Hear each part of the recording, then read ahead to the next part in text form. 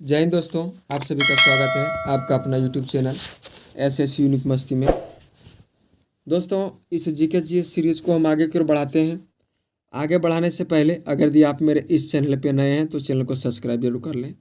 चलिए दोस्तों, हम इस सीरीज की ओर बढ़ते हैं। इस सीरीज का पहला सवाल है, महावीर स्वामी का जन्म कहाँ हुआ था? आपका ऑप्शन है पाटलिपुत्र में, मगध में, वैशाली में, कुंडग्राम में। आपका सही जवाब हो जाएगा ऑप्शन नंबर डी, आपका सही जवाब होगा कुंडग्राम में। चलिए हम अगला सवाल की ओर बढ़ते हैं। आपका अगला सवाल है, अशोक के शासनकाल में बौद्ध संगीति किस नगर में आयोजित की गई थी? ऑप्शन है पाटलिपुत्र में, कश्मीर में, समस्तीपुर में और मगध में। आपका सही जवाब होगा ऑप्शन नंबर ए, पाटलिपुत्र आपका सही जवाब होगा। चलिए हम अगला सवाल की ओर बढ़ते हैं। आपका अगला सवाल है, सातवाहनों में पहले स्थानीय अधिकारी के रूप में काम किया था। आपका ऑप्शन है नंदों के अधीन, चोलों के अधीन, मौर्यों के अधीन, इनमें से कोई नहीं। आपका सही जवाब हो जाएगा ऑप्शन नंबर सी, आपका सही जवाब होगा। चलिए हम अगला प्रश्न की ओर बढ़ते हैं। आपका अगला प्रश्न है, संविधान सभा का प्रथम अधिवेशन कहाँ हुआ था? ऑप्शन है कलकत्ता में, मुंबई में, दिल्ली में, लाहौर में। आपका सही जवाब हो जाएगा दिल्ली में। चलिए दोस्तों, हम अगला प्रश्न की ओर बढ़ते हैं।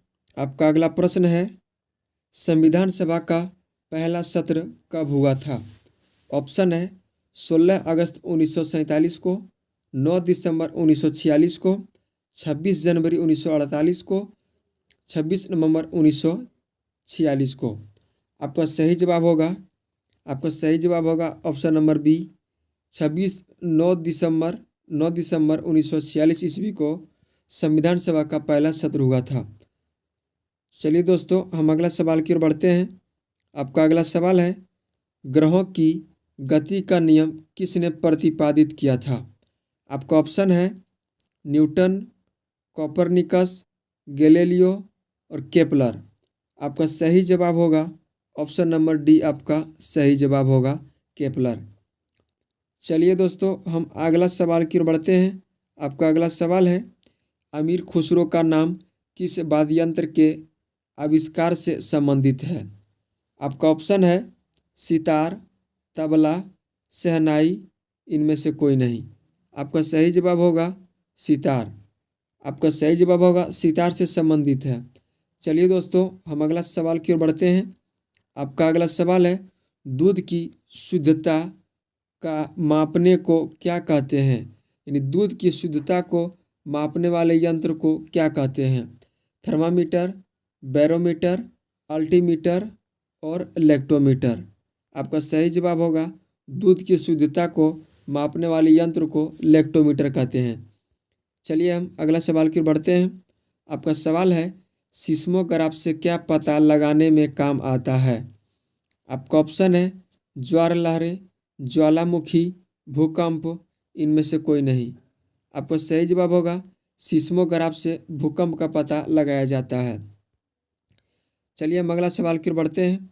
आपका अगला सवाल है, कंप्यूटर में उपयोग आने वाली आईसी चिप किस से बनी होती है? आपका ऑप्शन है तांबा का, सिलिकॉन का, स्टील का। आपका सही जवाब होगा ऑप्शन नंबर बी, सिलिकॉन का। दोस्तों, सिलिकॉन वैली किस शहर के नाम से जाना जाता है? तो ये भी ध्यान में रखेंगे, बेंगलोर को सिलिकॉन वैली के नाम से जाना जाता है। चलिए हम अगला सवाल की ओर बढ़ते हैं। आपका अगला सवाल है, पुष्कर महोत्सव किस राज्य या केंद्र शासित प्रदेश में मनाया जाता है? ऑप्शन है जम्मू कश्मीर, लद्दाख, नई दिल्ली, उड़ीसा। आपका सही जवाब होगा ऑप्शन नंबर ए, उड़ीसा में पुष्कर मेला या पुष्कर महोत्सव मनाया जाता है। चलिए हम अगला सवाल की ओर बढ़ते हैं।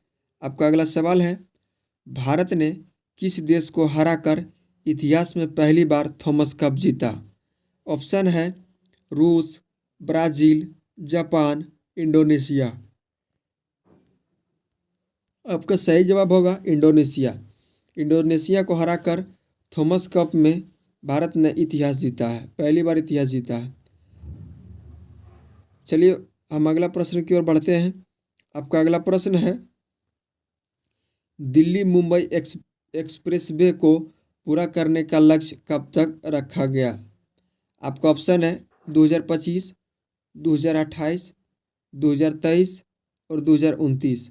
आपका सही जवाब होगा ऑप्शन नंबर सी, 2023 तक दिल्ली मुंबई एक्सप्रेसवे को पूरा करने का लक्ष्य रखा गया है। चलिए हम अगला सवाल की ओर बढ़ते हैं। आपका अगला सवाल है, विमानों की ऊंचाई मापने हेतु प्रयुक्त यंत्र को क्या कहते हैं? ऑप्शन है ओडोमीटर, अल्टीमीटर, वोलोमीटर और बैरोमीटर। आपका सही जवाब होगा option number B, altimeter. Altimeter आपका सही जवाब होगा। चलिए हम अगला प्रश्न की ओर बढ़ते हैं। आपका अगला प्रश्न है, दूध से क्रीम निकालने में कौन सा बल लगता है? ऑप्शन है अभिकेंद्रीय बल, अपकेंद्रीय बल, उपकेंद्रीय बल, इनमें से कोई नहीं। आपका सही जवाब होगा ऑप्शन नंबर बी, आपका सही जवाब होगा। चलिए हम अगला प्रश्न की ओर बढ़ते हैं। आपका अगला प्रश्न है, एक घोल किसकी कोलाइडी विलयन होता है? ऑप्शन है द्रव्य में द्रव्य, थोड़ा मिसप्रिंट हो गया यहाँ पे, थोड़ा मिसप्रिंट हो गया। द्रव्य में द्रव्य होगा, ठोस में द्रव्य होगा, द्रव्य में ठोस होगा, ठोस में ठोस होगा। आपका सही जवाब होगा द्रव्य में ठोस। द्रव्य में ठोस आपका सही जवाब होगा। चलिए हम अगला प्रश्न की ओर बढ़ते हैं। आपका अगला प्रश्न है, भविष्य का ईंधन किसे कहा जाता है? ऑप्शन है हीलियम, मीथेन, ऑक्सीजन और एक हाइड्रोजन। आपका सही जवाब होगा ऑप्शन नंबर डी, हाइड्रोजन आपका सही जवाब होगा। भविष्य का ईंधन हाइड्रोजन को कहा जाता है। चलिए दोस्तों हम अगला सवाल की ओर बढ़ते हैं। आपका अगला सवाल है, निम्नलिखित में से कौन सा जानवर सबसे बड़े बच्चे का जन्म देती है? आपका ऑप्शन है ब्लू व्हेल, चीता, हाथी और दरियाई घोड़ा। आपका सही जवाब होगा ब्लू व्हेल जानवर सबसे बड़े बच्चे जन्म देती है। चलिए हम अगला प्रश्न की ओर बढ़ते हैं। आपका अगला प्रश्न है, भारत का राष्ट्रीय जलीय तंतु क्या है? जलीय जंतु क्या है? भारत का राष्ट्रीय जलीय जंतु कौन है? आपका ऑप्शन है मगरमच्छ, घड़ियाल, गंगेय डॉल्फिन, इनमें से कोई नहीं। आपका सही जवाब होगा गंगेय डॉल्फिन। चलिए दोस्तों इस सेशन का अंतिम सवाल की ओर हम बढ़ते हैं। अंतिम सवाल है आपका, पशुओं के उम्र का पता कैसे लगाया जाता है? ऑप्शन है दांत गिनकर, सींग पर छल्ले गिनकर, उपयुक्त में दोनों, इनमें से कोई नहीं। दोस्तों आपका सही जवाब होगा ऑप्शन नंबर सी आपका सही जवाब होगा। ऑप्शन नंबर सी आपका सही जवाब होगा। दांत को गिनकर भी पशुओं का उम्र पता लगाया जाता है और सींग के छल्लों का भी गिनकर पशुओं का उम्र का पता लगाया जाता है। दोस्तों आपका राइट आंसर हो जाएगा ए और बी आपका सही जवाब होगा। ए और बी आपका सही जवाब होगा। चलिए दोस्तों आज इस सेशन में आप 20 क्वेश्चन था। आप टेस्ट ज़रूर लगाए ज़रूर होंगे और आपको टेस्ट में कितना गलत और कितना सही आया होगा दोस्तों आप हमारे कमेंट बॉक्स में ज़रूर कमेंट करेंगे। चलिए दोस्तों आज की सेवा को हम यहीं समाप्त करना चाहते हैं। फिर मिलते हैं हम रेगुलर कल इसी वीडियो में।